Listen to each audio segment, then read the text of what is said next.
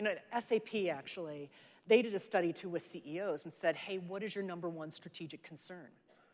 And they asked about 2,500 of them around the world. 70% of those CEOs, right, 70, said their #1 strategic concern for their companies was complexity. Now, the reason I thought that was really interesting, right, it was the first time the call was coming from inside the house, right? Meaning, most people usually say, like, supply chain or regulation or, you know, pricing issues, global competitiveness. This was complexity, and they meant inside. So, you know, complexity is a waste.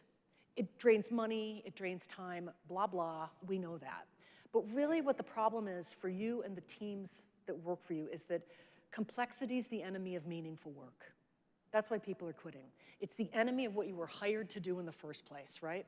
Unless, I don't know, you tell me if, if anyone here was hired for their like outstanding email skills, right?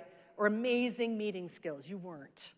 But that's what a lot of people are doing. It's the enemy of meaningful work.